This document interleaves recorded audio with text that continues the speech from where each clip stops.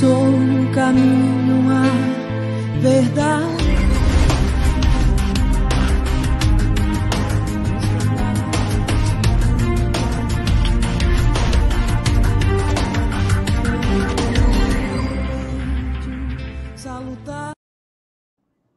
Olá, boa noite, amigos, confrades do Ideal Espírita, a todos os irmãos que estão nos assistindo nesse momento e que nos assistirão mais tarde, né, em nossas plataformas digitais, o nosso Instagram, que é @IERP_Recanto, a nossa TV da IERP, que é agora que vocês estão a assistir, que é TV da IERP no YouTube, a nossa página, que também está sendo transmitida ao vivo, na nossa página do Facebook, aos nossos 5.000 companheiros que nos seguem, né, sejam bem-vindos, que é a IERP Instituição Espírita, e logo após essa palestra maravilhosa que teremos aqui hoje, uma palestra de aniversário, nós teremos o podcast da palestra, nós transformaremos a palestra em podcast e estará no Spotify da IERP, TV da IERP, Palestras Espíritas.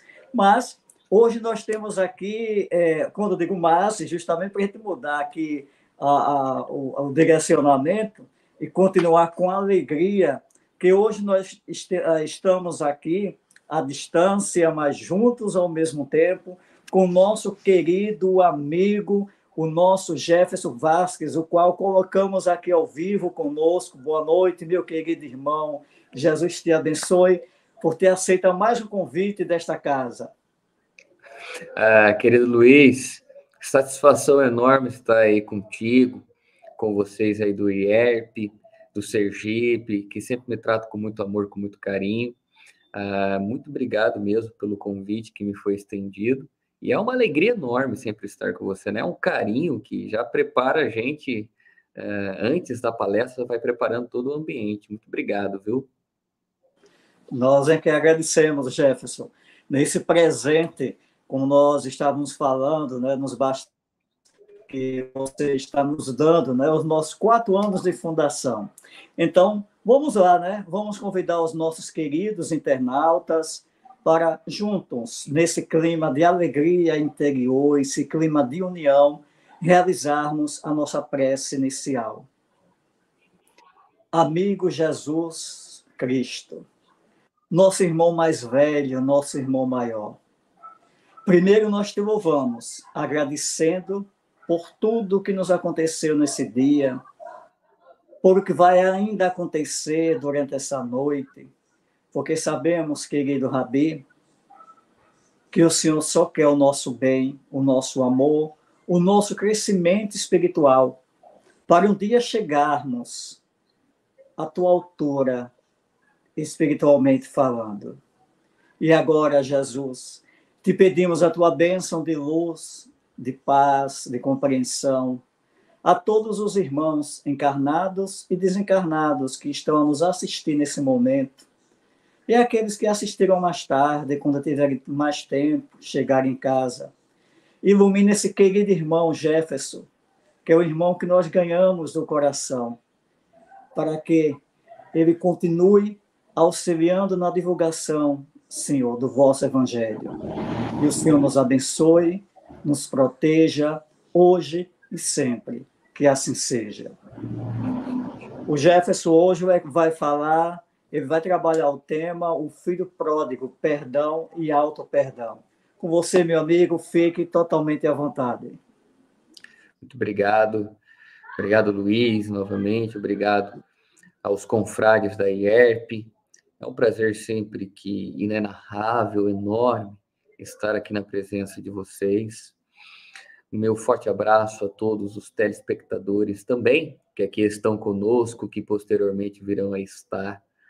E hoje aqui que celebramos 13 anos de atividade, 4 anos de fundação.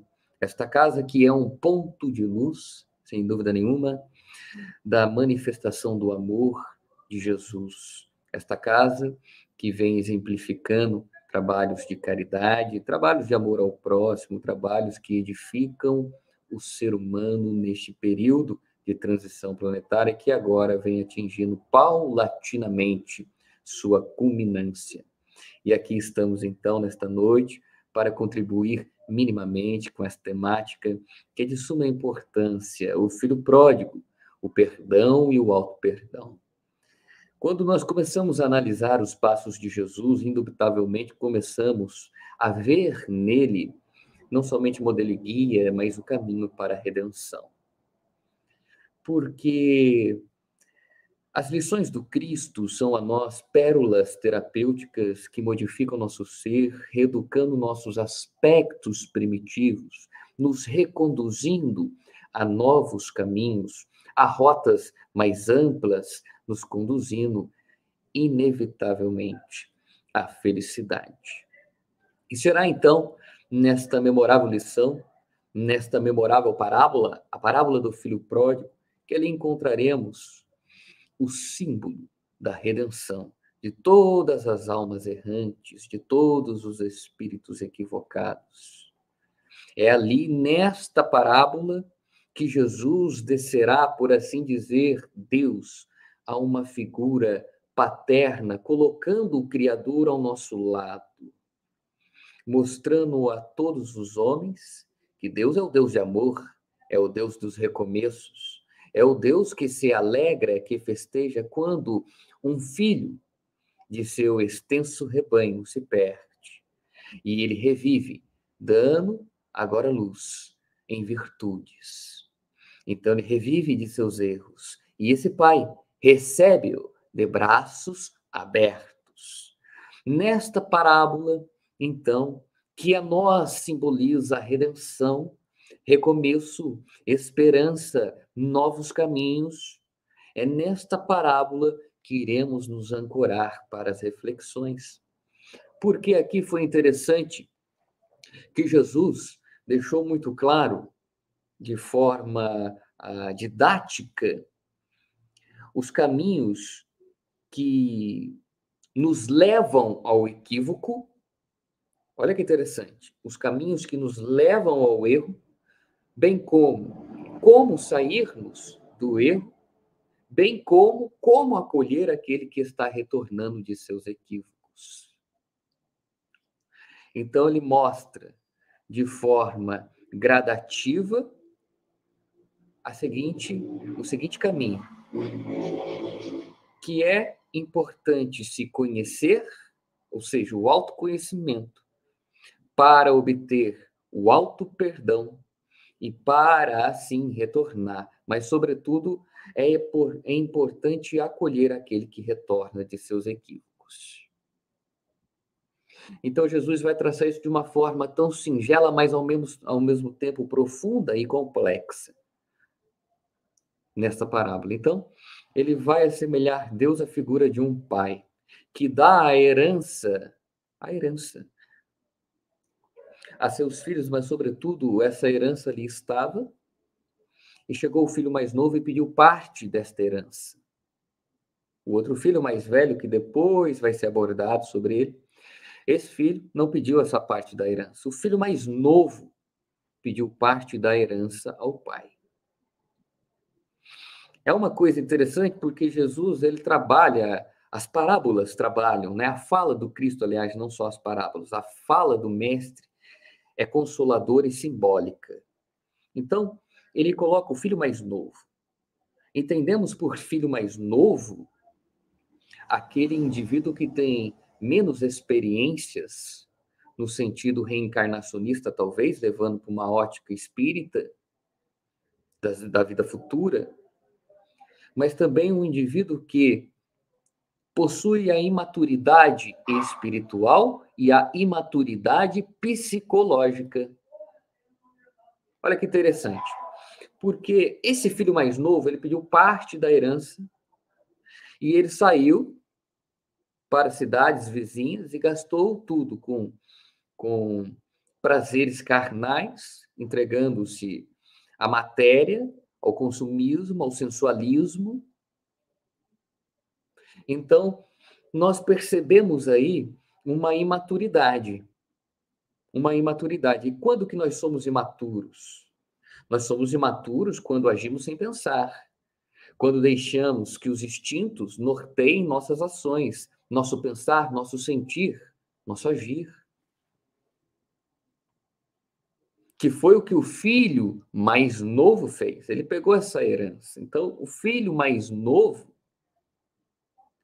agiu por impulso. Ele queria satisfazer, em um sentido psicanalítico, um prazer ou seus prazeres. Então, ele estava focado, preso, vinculado às coisas do mundo. E é uma coisa interessante trazer para nós, porque esta parábola, a prodigalidade do filho pródigo, por vezes relembra a prodigalidade de nossas vidas.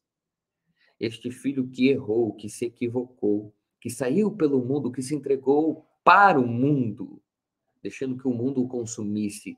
Ele não estava no mundo modificando com amor, ele estava no mundo sendo sufocado pelos espinhos, pelas pedras que o mundo nos oferta. Essas pedras, esses espinhos, como relembra o mestre na parábola do semeador, que sufocam a mensagem do evangelho em nossas almas.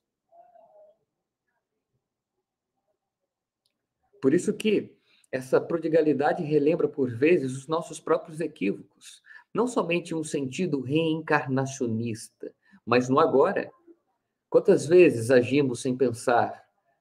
Agimos sendo norteados pelos nossos achismos, por preconceitos, por ideias, por filosofias humanas, e não por filosofias como o Evangelho, que trazem e comportam ali a lei divina. Quantas vezes a gente deixa de lado as coisas de Deus e coloca os prazeres do mundo na frente? Gente, inúmeras vezes. Então, essa prodigalidade do filho mais novo remete a nós mesmos, aos nossos equívocos. Ele recebeu uma parte da herança do pai. Olha que interessante.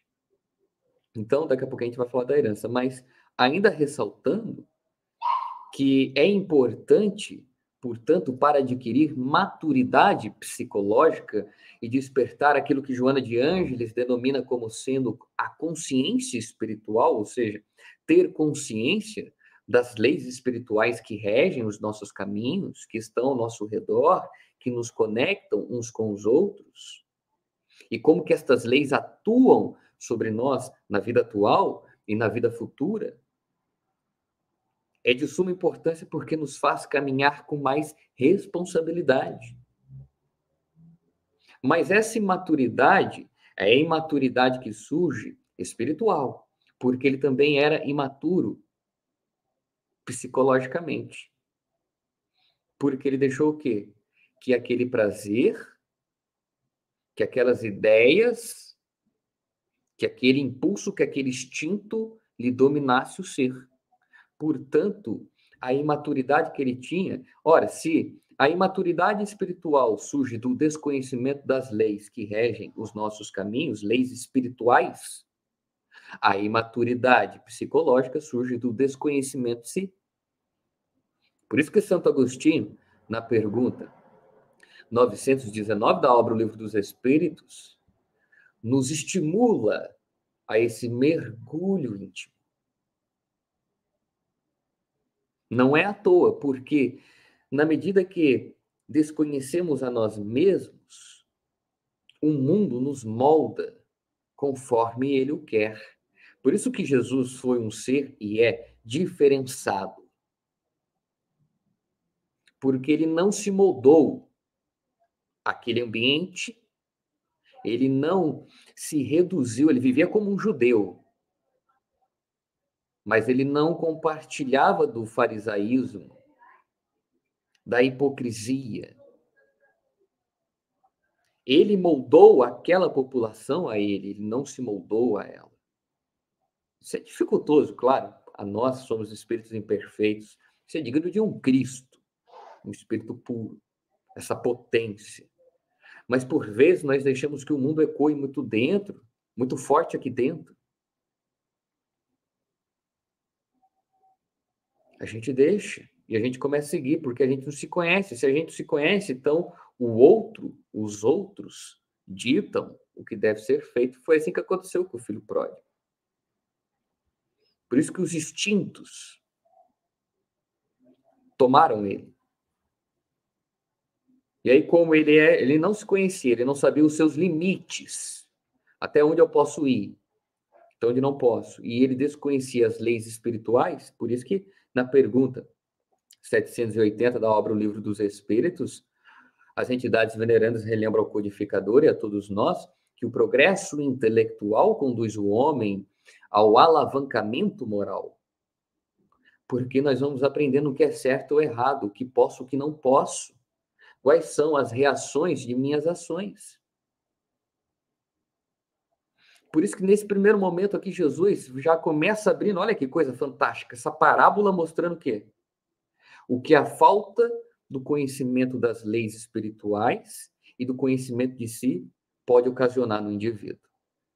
Pode levá-lo a momentos dolorosos. E ele recebe essa herança. O que é essa herança, gente? Porque o pai deu e ele foi fazer o que queria. Na parábola, traz como dinheiro uma parte, uma herança, né? Coisa física.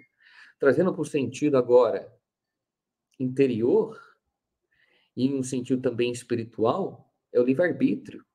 Deus é o Pai, que oferta a todos nós o quê? A liberdade. Claro que relativa, de acordo com a nossa consciência sobre nós e a respeito das leis espirituais que nos rodeiam. Mas nós somos livres dentro de uma relatividade. Liberdade de pensar e de agir. Então ele cedeu àquele filho a herança do livre-arbítrio, só que aquele filho utilizou aquela herança da liberdade sem pensar nas reações de suas ações. O que aconteceu? Transformou liberdade em libertinagem. Fez mau uso da liberdade que o pai lhe ofertou. Ele queria voar, mas não tinha asas para voar. E isso é muito reflexivo a nós. Porque, gente, ter liberdade é até redundante. É libertador, mas nos traz responsabilidades. A quem mais é dado, mais será cobrado, dissera certa feita Jesus. Olha que interessante. A quem mais é dado, mais será cobrado.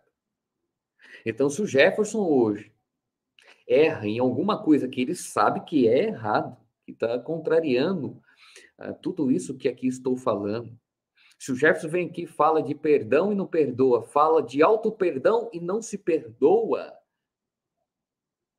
eu vou ser cobrado de uma forma mais severa, se é que posso utilizar esse termo, quando outra pessoa que não sabia, quando nós dois estivermos lá no plano espiritual, um do lado do outro, a parcela dele vai ser menor que a minha. O meu carnê vai ser 36 prestações. O do fulano vai ser 12. Porque ele desconhecia as leis que você conhecia, Jefferson. Então, esse filho, ele desconhecia si, desconhecia as leis espirituais.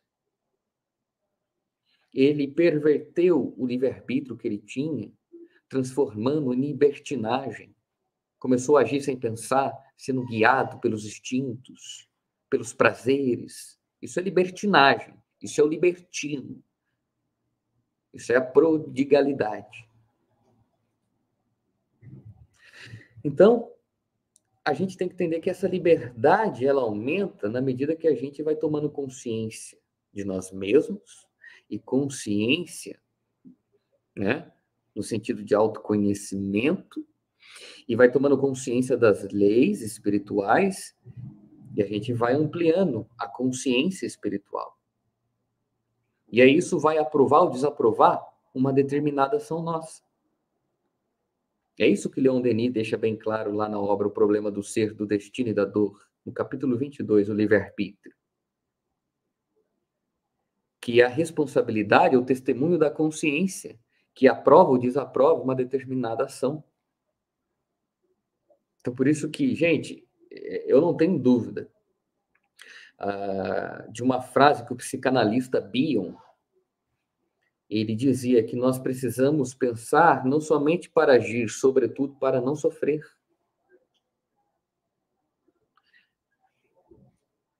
Eu, Jefferson, estou aqui conversando com os senhores, com as senhoras.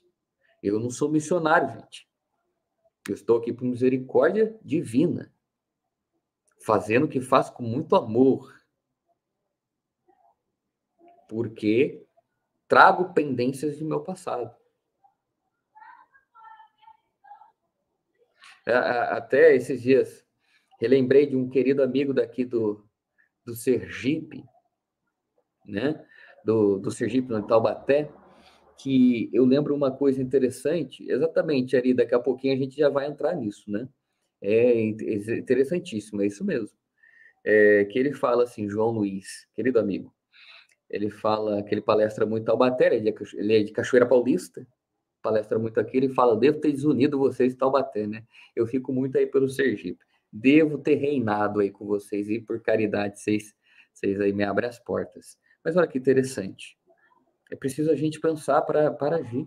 Porque Allan Kardec, na obra Gênesis, capítulo 3 dessa obra, deixa muito claro que a maioria dos sofrimentos que temos agora, que vemos, são causas atuais, ou seja, utilizando o livre-arbítrio de forma equivocada, agindo sem pensar. Então, se Jesus salienta que os impulsos não devem tomar conta da consciência, quando ele vem trazer essa parte da herança, ele nos traz a reflexão de usar a razão para sobrepor aos instintos. Você precisa pensar. E aí, quando a gente vai caminhando para essa parábola, ele gasta tudo. E ele vai parar em determinado momento, ele encontra um senhor, e esse senhor o leva para apacentar porcos. E aí ele não pode comer das alfarrobas que eram dadas aos porcos. Olha, veio uma crise naquela região, tá, gente? E aí ele gastou todo o dinheiro. Quando chegou essa crise, ele foi lá apacentar porcos. Por que Jesus colocou porcos no meio da parábola? Não é isso? O que são os porcos? Animais. O que o animal representa a nós? Instintos. Só que ele não teve o mesmo direito que aquele animal. Porque aquele animal, foi como eu disse, a quem mais é dado, mais será cobrado. Age pura e simplesmente pelo instinto. Então ele não teve o mesmo direito. Tamanho era a animalização daquele indivíduo. Ele não pôde comer daquilo que os porcos comiam. E aí, perante essa dor, porque você imagine os senhores, você não poder comer aquilo que um animal está comendo. Você não tem esse direito. Isso é uma tremenda dor. Ele cai em si. Ele cai em si. E ele vê o quão instintivo ele estava. Ele começa, né, a vasculhar, a passar o pente fino. Porque se ele caiu em si, é porque teve culpa. Só que ele não utilizou a culpa para se punir, usou a culpa para se libertar. Ele se perdoou. A prova que ele se perdoou é que ele retorna para os braços do pai. Ele fala, olha, na casa de meu pai há jornaleiros, ou seja, trabalhadores que são pagos por dia, há funcionários que comem bem, que são tratados de forma com muito amor, com muito carinho, então vou retornar para lá. Ele cai em si. Ele fala, na casa de meu pai, eu serei bem recebido. E aí ele volta. Ele volta aquele encontro memorável, não é isso? Ele volta. E quando ele está voltando, coisa curiosa, não é? Ele já tinha planejado dizer assim, pai, quando ele estivesse reencontrando o pai, né? Direi ao meu pai, pai, pequei contra o céu, contra ti, não sou digno de estar junto de ti. Me dê um trabalho como um assalariado teu. Então, quando ele foi buscar o pai, ele foi buscar o menor cargo. na obra? O menor. Isso serve para a gente. Às vezes a gente acha que... Vamos trazer para o meio espírita. Às vezes a gente acha que a tarefa da oratória é a maior. Não existe isso, gente. A da escrita, a da mediunidade. Tão importante quanto é aqueles que evangelizam as crianças. É aquele que limpa um banheiro, preparando para as pessoas que vão vir. É aquele que faz um diálogo fraterno. É aquele que coloca um copinho de água. É aquele que dá um passe. É aquele que realiza uma leitura na mesa. Então, a gente tem que se acostumar, quando a gente se equivoca, com a simplicidade. A pedir as coisas simples, não querer o todo. Querer aquilo que nos cabe. Que nos cabe. E isso é importante a gente olhar. E aí, quando ele volta, ele está voltando, gente. Olha que interessante. Olha só. Ele está voltando. O pai, que aqui simboliza Deus na parábola, não fica parado. Olha que bonito. Ele corre em direção ao filho de braços abertos e o abraça. O que representa a nós, metaforicamente, o abraço de Deus? É o abraço do recomeço. Seja agora, seja na vida futura, é o recomeço.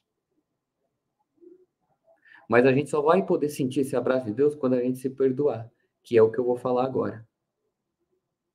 O auto-perdão. Porque 90% dessa parte dessa parábola trabalha o auto-perdão. 10% é o perdão. Porque o auto-perdão vai conduzir toda a trajetória desse filho. Que, em sua essência, somos nós, nas tramas das reencarnações. Então, ele cai em si. Então, ele retornou, mas antes disso, ele caiu em si. Ele se arrependeu. Então, se ele se arrependeu, olha que interessante. Se ele se arrependeu, é porque ele estava com culpa. Porque só a culpa é capaz de gerar arrependimento. Aqui instala-se uma problemática. Como nós vamos lidar com as culpas que temos? É importante. Porque o Espiritismo não tem proposta de utilizar a culpa para nos punir. Não é uma doutrina castradora, o Espiritismo. Pelo contrário, é reflexiva, reeducadora. Então, por que, por vezes, sabendo de todos os ensinamentos, a gente se pune? Talvez para aliviar a carga de um erro? Talvez para aliviar a tensão que aquela atitude lhe gerou? Mas, gente, todos nós temos a possibilidade de recomeçar. É preciso olhar a culpa de uma maneira madura. A culpa está aqui. Eu fiz uma determinada atitude que foi equivocada, feri alguém. Nesse exato momento começa a instalar um sentimento de culpa. Então, eu começo a pensar sobre a culpa. Eu estou me sentindo culpado por quê? O que fiz para sentir culpa? Porque é preciso revisitar esses passos, justamente para não cair de novo nesse mesmo equívoco. Então, revisitando, passando o pente fino do que nos levou a adquirir essa consciência de culpa. Agora, como posso me libertar da culpa? Olha como Kardec está atrelado ao Cristo, porque o Cristo mostra que só há uma forma de reparar a culpa. Só há uma forma, que é a própria reparação. É partir para a ação. Só há uma forma de dissolver plenamente a consciência de culpa, reparando o que outrora foi feito. Por isso que ele parte em direção ao Pai. E isso é Allan Kardec, lá na obra O Céu e o Inferno, Código Penal da Vida Futura. Arrependimento, expiação, reparação. Mas a gente não precisa espiar para sofrer, se bem que a própria dor na consciência, o remorso, o pesar, a culpa, são formas, por assim dizer, de espiar. Então a gente tem que reparar, a gente tem que agir.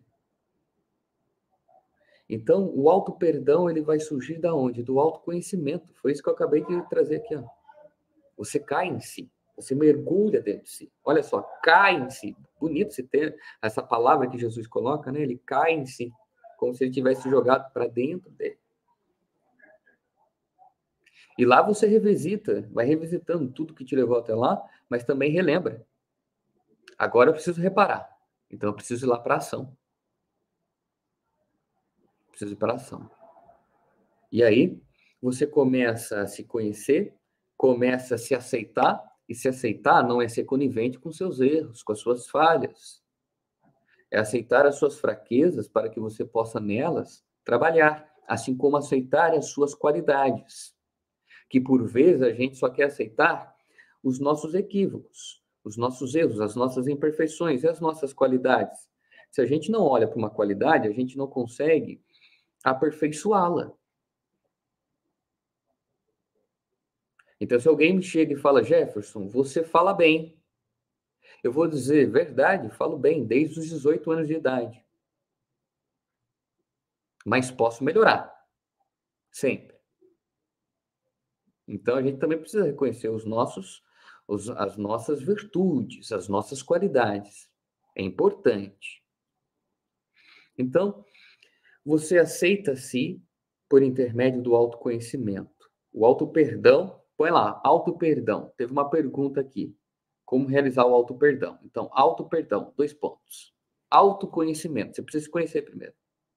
E conhecer as causas que estão gerando culpa em você. Porque você precisa se perdoar, porque você está se punindo.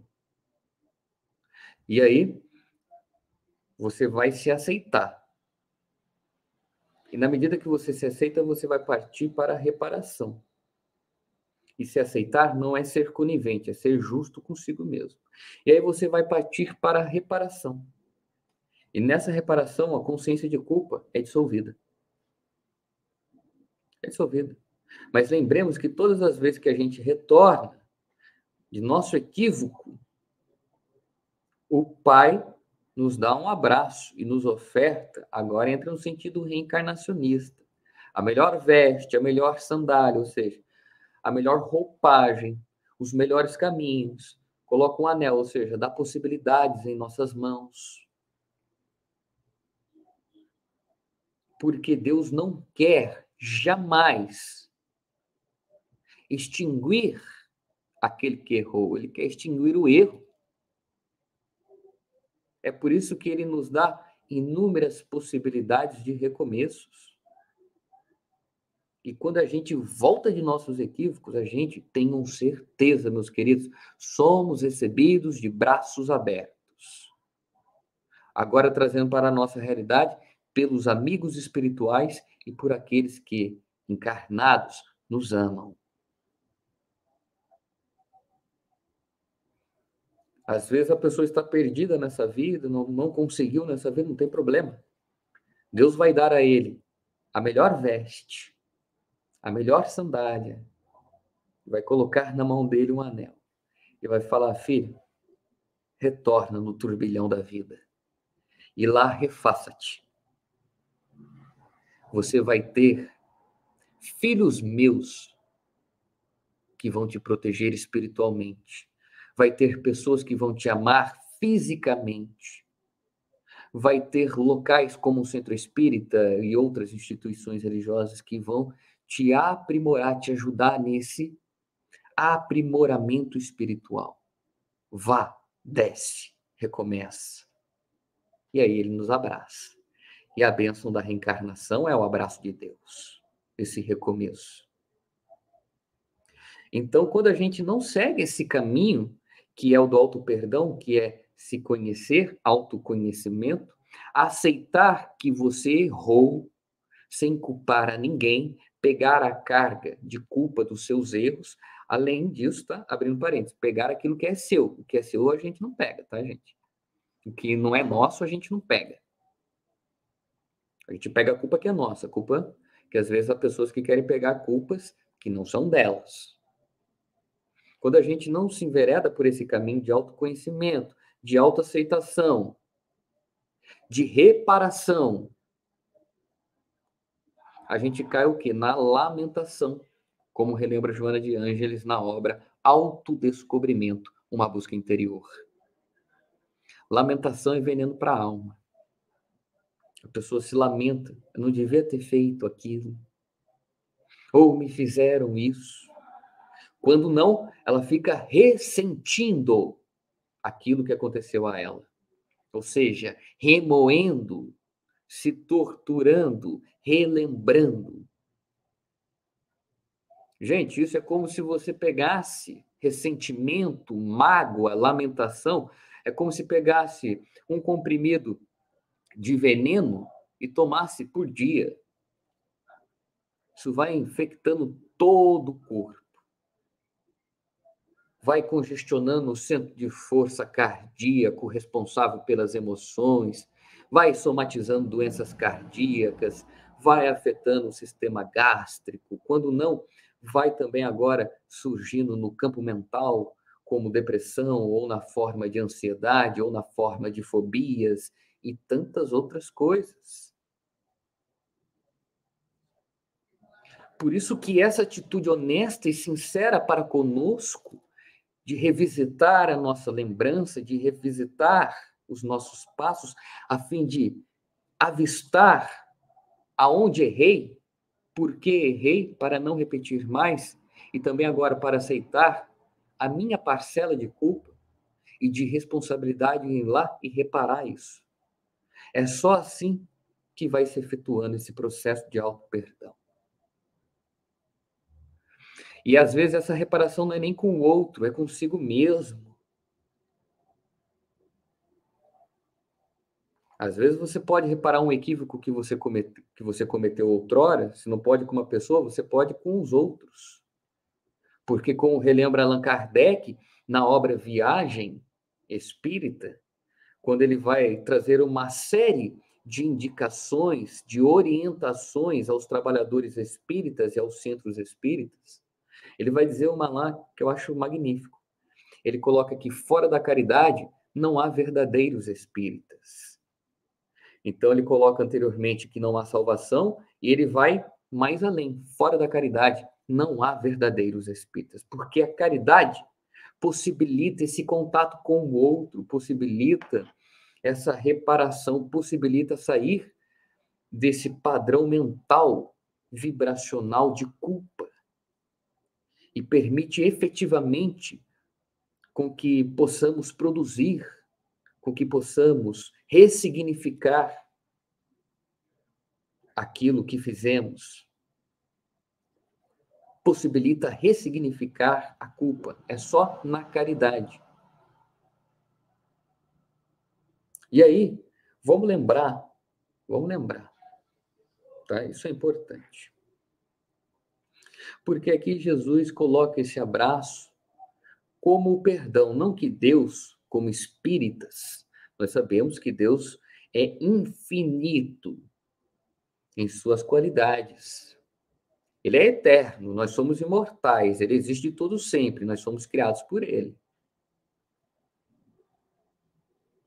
Então, imperfeitos somos nós, que a priori fomos criados simples e ignorantes, e que por uma série de ações equivocadas, instintivas, por não utilizar da maneira adequada, assim como o filho pródigo, o livre-arbítrio, nós fomos acarretando inúmeros sofrimentos, e aqui estamos hoje, claro, com muita misericórdia do Criador, com misericórdia também do nosso querido e amado Mestre Jesus, caminhando para essa reparação que se dá todos os dias, paulatinamente, passo a passo.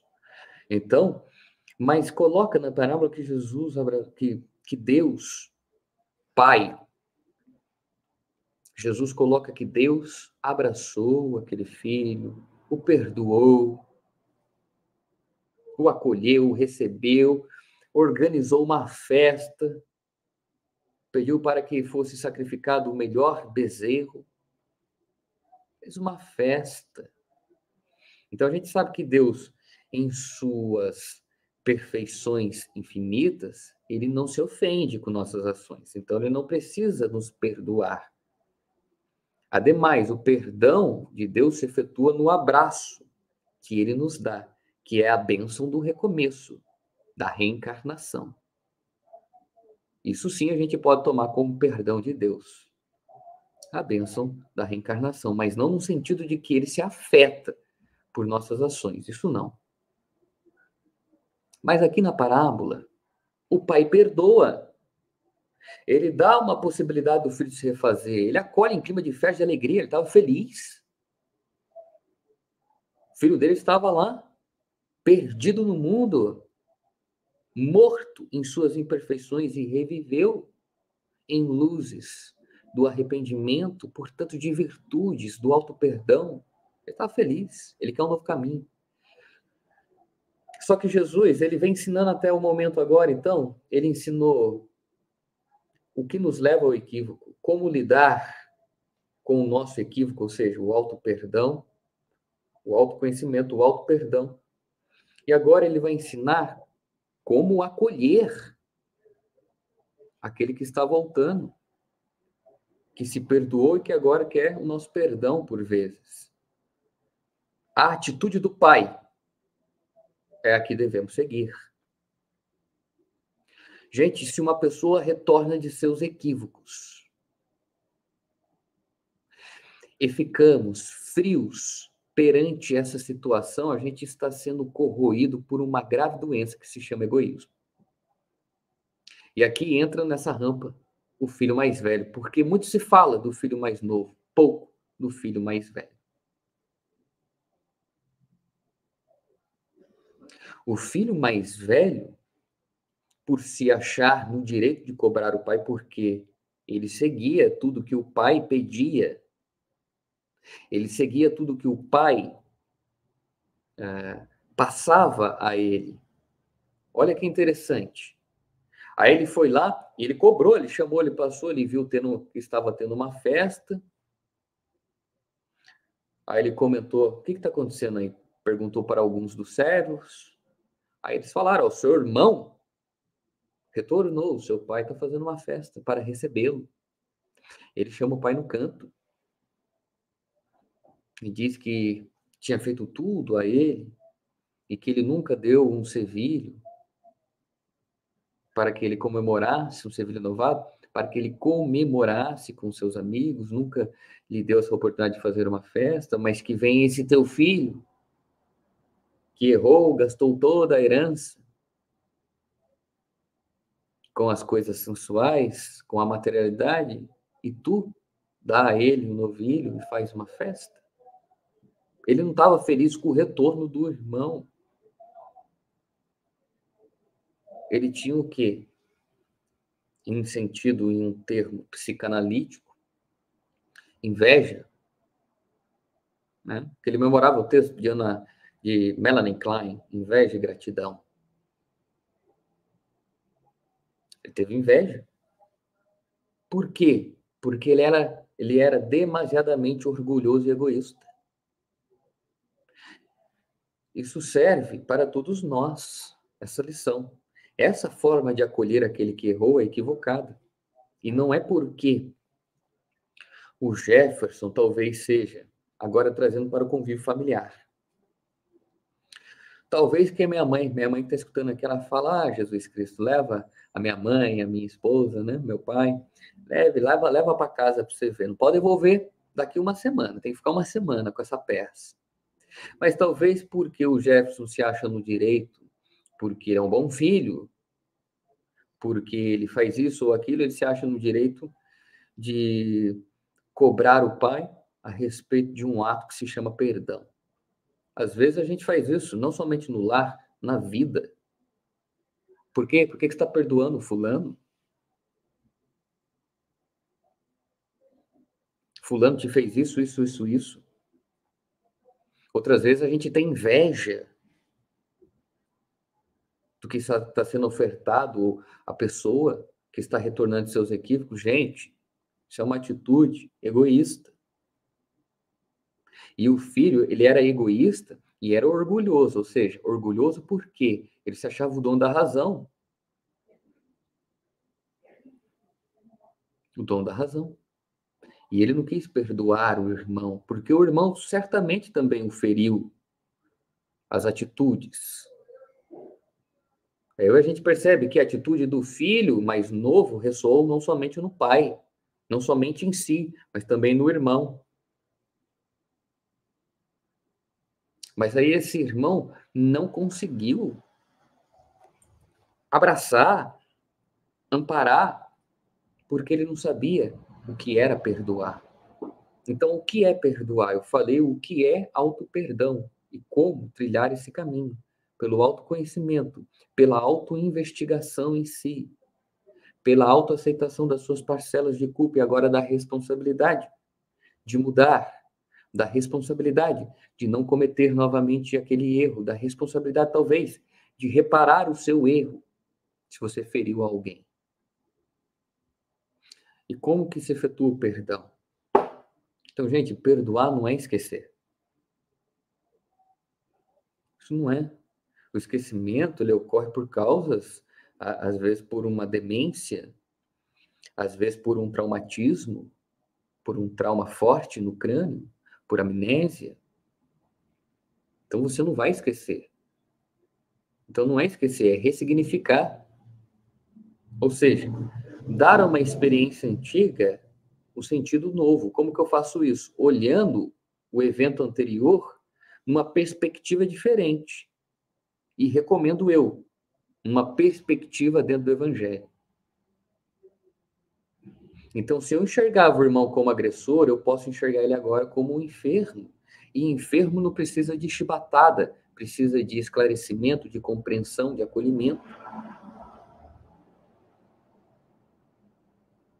Talvez enxergar numa perspectiva de que ontem foi ele e amanhã, será que eu posso me equivocar? Como eu gostaria de ser acolhido? Fazer ao outro aquilo que nós queríamos que nos fosse feito. Regra áurea. Então, essa falta que por vezes temos de nos colocar no lugar do outro, de sair da posição de receptor para a de agente, aquele que está agindo, ou seja, se fosse eu agindo desse jeito que estou querendo agir, eu estaria mal comigo. Ademais, se fosse eu recebendo, voltando para receptor, essa atitude que quero fazer, essa punição, esse flagelo na consciência da pessoa, porque ela errou, era isso que eu queria? Talvez não. Então, é preciso, então, olhar situações antigas de uma maneira nova. E essa maneira nova só pode ser, os nossos olhos só podem ver verdadeiramente coisas mais sublimes, sentimentos mais elevados em situações antigas, dolorosas, se nós estivermos com os olhos de ver, que são os olhos que estão imersos na água do Evangelho. Sem esta água, aquela água que Jesus oferta à mulher samaritana que tinha sede, a gente não consegue ver essas situações antigas por um prisma espiritual de compaixão, de misericórdia. A gente vai sempre ser o quê? A ferro e fogo. Pena de talião.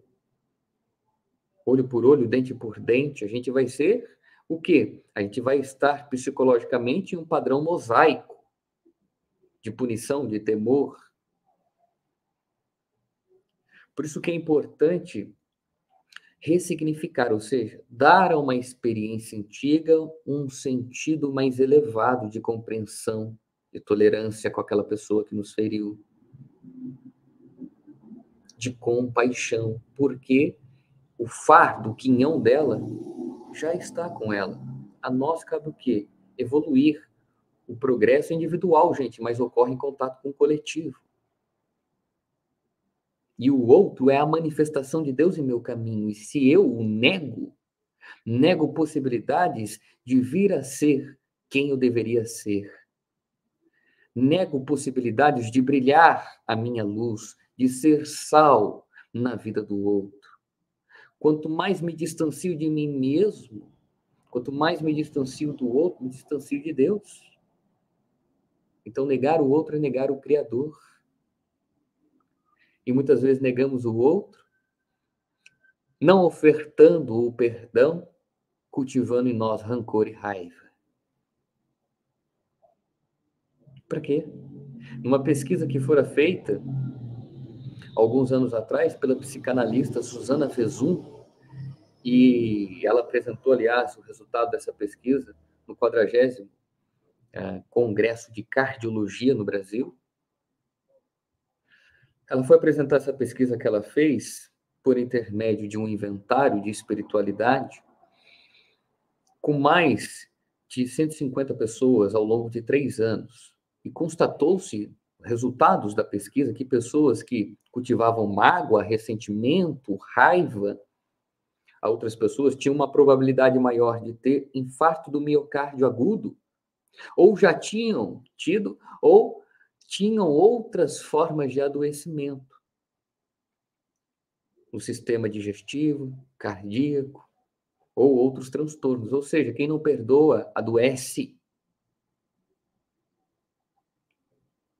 Por isso que é importante perdoar. Então, perdoar não é esquecer, é ressignificar.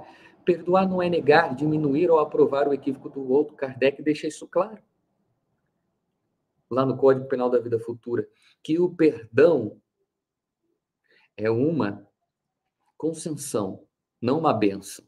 Então, você está concedendo a alguém, mas, sobretudo, a si mesmo, uma possibilidade de recomeçar, de caminhar diferente, de tirar uma bola de ferro dos seus pés e caminhar com mais leveza.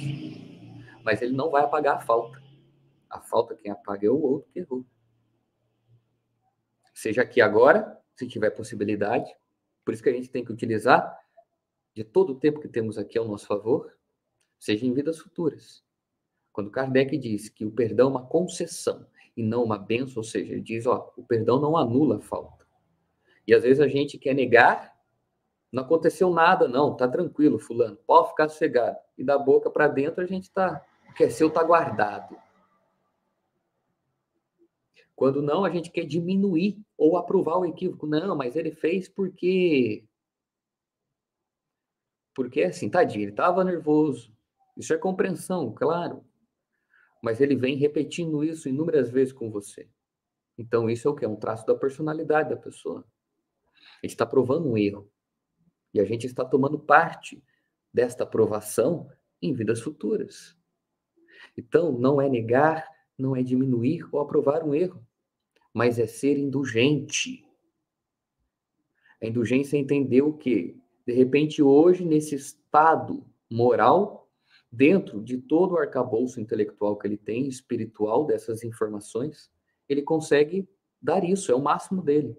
Ele não consegue agir diferente. Então, vou ter indulgência para com ele.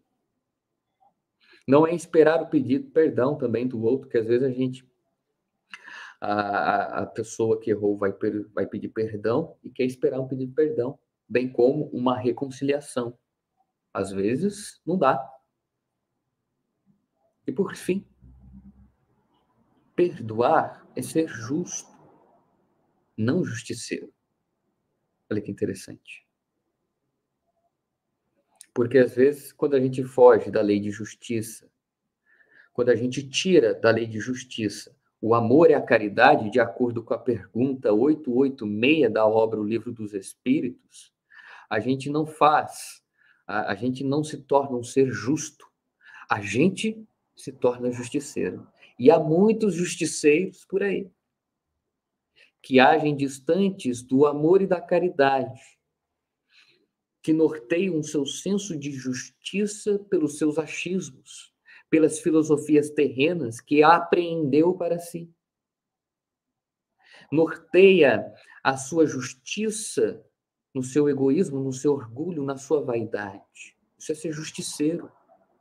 É enjaular o outro nas gaiolas de suas convicções, de suas expectativas.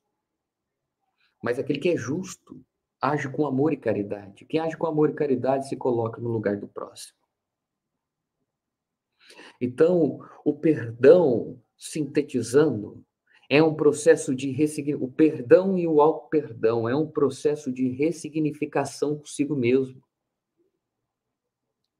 Só que consigo mesmo, às vezes, pode ser uma falha pessoal. E ali você vai começar a trabalhar para mudá-la.